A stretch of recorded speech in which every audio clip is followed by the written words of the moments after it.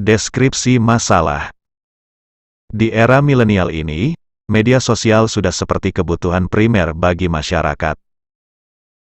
Jenisnya pun beragam, mulai Instagram, Facebook dan masih banyak lagi. Begitu pula yang dialami oleh seorang gadis, sebut saja namanya Sari. Nama samaran, gadis ayu yang masih duduk di bangku SMP. Singkat cerita, setelah 2 tahun di pesantren, tingkah laku Sari berubah drastis. Yang awalnya ia memakai kerudung namun masih menampakkan sebagian rambut, suka memakai kaos ketat, kini ia lebih tertutup dan memakai pakaian-pakaian longgar. Bahkan foto-fotonya yang menampakkan auratnya segera ia hapus, karena sekarang dia sudah paham tentang aurat seorang perempuan. Namun ia masih memiliki kejanggalan di hatinya, karena foto-fotonya di masa lalu masih banyak beredar di akun-akun lain. Bahkan ketika ia mencari namanya di Google, yang keluar adalah foto-foto yang masih menampakkan auratnya. Pertanyaan: A. Apakah menampilkan konten negatif sebagaimana dalam deskripsi di atas bisa dikatakan sebagai dosa jariah? Jawaban: A. Menampilkan konten negatif, seperti foto atau video porno yang berpotensi menimbulkan maksiat dan atau mafsadah bisa dikatakan sebagai dosa jariah, perbuatan yang dosanya terus mengalir. Referensi: Al-Fiqhu ala Madzahibil Arba'ah, Juz 6 halaman 40. ويتعلق بإجابة الدعوة إلى الوليمة مسألة التصوير، فهل تسقط الإجابة إذا علم المدعو أنها مشتملة على صورة أو لا تسقط؟ والجواب أنها لا تسقط إلا إذا كانت الصورة محرمة لا يباح التفرج عليها شرعا، أما إذا كانت جائزة لا تسقط بوجودها في محل الوليمة. وذلك لأن الصورة إما أن تكون صورة لغير حيوان كشمس وقمر وشجر ومسجد، أو تكون صورة حيوان عاقل أو غير عاقل، والقسم الأول جائز لا كلام فيه. وأما القسم الثاني فإن فيه تفصيل المذاهب على أن المحرم منه إنما حرم في نظر الشارع إذا كان لغرض فاسد كالتماثيل التي تصنع لتعبد من دون الله، فإن فاعل هذا له أسوأ الجزاء. وكذلك إذا ترتب عليها تشبه بالتماثيل أو تذكر لشهوات فاسدة، فإنها في هذه الحالة تكون كبيرة من الكبائر، فلا يحل عملها ولا بقاؤها ولا التفرج عليها.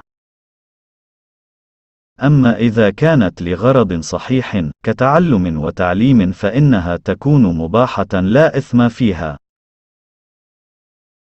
Permasalahan menggambar ini berhubungan dengan memenuhi undangan resepsi pernikahan. Apakah memenuhi undangan bisa gugur jika orang yang diundang mengetahui bahwasanya di tempat resepsi ada gambar, ataukah tidak gugur? Dan jawabannya bahwasanya memenuhi undangan tersebut tidak gugur, kecuali jika gambar tersebut diharamkan dan tidak diperbolehkan melihatnya secara syara. Adapun jika gambar tersebut boleh, maka memenuhi undangan tersebut tidak gugur sebab adanya gambar dalam tempat resepsi tersebut. Dan itu dikarenakan bahwasanya gambar itu ada kalanya berupa gambar selain makhluk hidup seperti matahari, bulan, pohon dan masjid, atau berupa gambar makhluk hidup yang mempunyai akal maupun yang tidak mempunyai akal.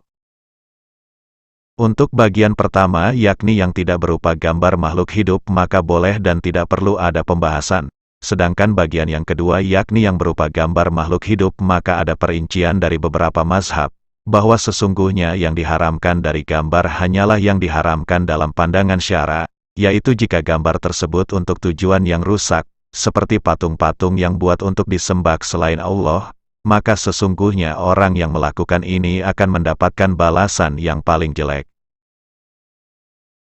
Begitu juga apabila dijumpai dalam gambar-gambar tersebut adanya kesamaan dengan patung-patung atau mengingatkan pada syahwat-syahwat yang rusak, maka sesungguhnya gambar-gambar tersebut dalam kondisi seperti ini termasuk salah satu dari beberapa dosa besar, sehingga tidak halal untuk membuatnya, menetapkannya dan melihatnya. Adapun jika gambar-gambar tersebut untuk tujuan yang benar seperti untuk pembelajaran dan pengajaran, maka sesungguhnya gambar-gambar tersebut diperbolehkan dan tidak ada dosa. Dalilu Falihin, Juz 2 halaman 446. فقال رسول الله: من سن في الإسلام سنة حسنة أي طريقة مرضية وإن لم يكن حسنها بالنص بل بالاستنباط بأن دعا لفعلها بقول أو فعل أو أعان عليها أو فعلها فاقتدى به في فعلها فله أجرها وأجر من عمل بها من بعده إلى أن قال: ومن سن في الإسلام سنة سيئة معصية وإن قلت بأن فعلها فاقتدى به فيها أو دعا إليها أو أعان عليها كان عليه وزرها أي وزر عملها ووزر من عمل بها من بعده من غير أن ينقص من أوزارهم شيء. وذلك لأن فعل المكلفين وإن كان غير موجب ولا مقتض لثواب ولا عقاب بذاته إلا أن الله تعالى أجرى عادته الإلهية بربطهما به ارتباط المسبب بالسبب. Lalu Rasulullah bersabda, barang siapa yang mempelopori jalan kebaikan dalam Islam, yakni jalan yang diridhoi, meskipun kebaikannya tidak berdasarkan nas melainkan dengan penggalian hukum, sebagaimana dia mengajak untuk melakukan jalan kebaikan tersebut dengan ucapan atau tindakan, atau membantu terlaksananya atau membantu melakukan jalan kebaikan tersebut sehingga ada orang lain yang mengikutinya dalam melaksanakan jalan kebaikan tersebut, maka dia akan memperoleh pahala jalan kebaikan tersebut dan pahala orang setelahnya yang melakukan jalan kebaikan tersebut. Sampai pengarang berkata, dan barang siapa yang mempelopori jalan kejelekan dalam Islam, yakni maksiat, meskipun kecil sebagaimana dia melakukan jalan kejelekan tersebut lalu ada orang lain yang mengikutinya dalam melakukan jalan kejelekan tersebut, atau mengajak atau membantu pada jalan kejelekan tersebut, maka dia akan mendapatkan dosa dari jalan kejelekan tersebut dan dosa orang setelahnya yang melakukan jalan kejelekan tersebut, dengan tanpa mengurangi dosa mereka sedikitpun. Dan itu dikarenakan bahwa pekerjaan para mukallaf meskipun tidak menetapkan atau mengarah pada pahala atau siksa dilihat dari pekerjaan itu sendiri, tetapi Allah sudah memberlakukan tradisi yang bersifat ketuhanan dengan menghubungkan pahala dan siksa dengan pekerjaan tersebut sebagai hubungan sesuatu yang disebabkan dengan sebabnya. B. Bagaimana hukumnya membuat istilah dosa jariyah? Jawaban. B. Hukum membuat istilah dosa jariyah diperbolehkan. Referensi: Al-Hawi lil Fatawi, Juz 2 halaman 127. والحاصل أن لفظ الاتحاد مشترك فيطلق على المعنى المذموم الذي هو أخو الحلول وهو كفر ويطلق على مقام الفناء اصطلاحا اصطلح عليه الصوفية ولا مشاحة في الاصطلاح إذ لا يمنع أحد من استعمال لفظ في معنى صحيح لا محذور فيه شرعا ولو كان ممنوعا لم يجوز لأحد أن يتفوه بلفظ الاتحاد وأنت تقول بيني وبين صاحبي زيد اتحاد. وكم استعمل المحدثون والفقهاء والنحاة وغيرهم لفظ الاتحاد في معان حديثية وفقهية ونحوية كقول المحدثين اتحاد مخرج الحديث وقول الفقهاء اتحد نوع الماشية وقول النحاة اتحد العامل لفظا أو معنى.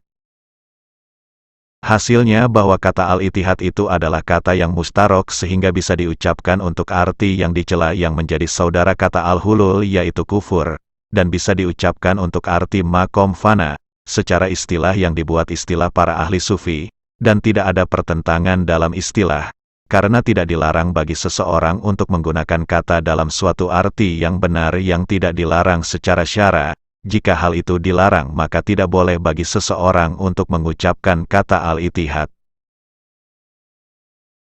Padahal kamu sering mengucapkan antara saya dan teman saya, Zaid. Ada persamaan, banyak sekali para ahli hadis, para ahli fikih, para ahli nahwu dan para ahli selain mereka semua yang menggunakan kata al-ittihad untuk arti yang bersifat ilmu hadis, ilmu fikih dan ilmu nahwu, seperti ucapan para ahli hadits, persamaan sumber hadis, dan ucapan para ahli fikih, persamaan jenis hewan ternak, dan ucapan para ahli nahwu, persamaan amil baik secara kata atau arti. Az-Zawajir, Juz 1 halaman 187. والطبراني في الكبير: ما من قوم يجتمعون على كتاب الله يتعاطونه بينهم إلا كانوا أضيافا لله، وإلا حفتهم الملائكة حتى يقوموا أو يخوضوا في حديث غيره، وما من عالم يخرج في طلب علم مخافة أن يموت أو ينسخه مخافة أن يدرس إلا كان كالغاد الرائح في سبيل الله، ومن بطأ به عمله لم يسرع به نسبه. وفي هذا الحديث وأمثاله كحديث مسلم: إذا مات ابن آدم انقطع عمله إلا من ثلاث: صدقة جارية، أي وهي الوقف، أو علم ينتفع به، أو ولد صالح، أي مسلم يدعو له. وكالأحاديث في من سن سنة حسنة أو سيئة بشرى عظيمة لمن نسخ علما نافعا، وهي أنه يكون له أجره وأجر من قرأه أو نسخه أو عمل به من بعده ما بقي خطه والعمل به.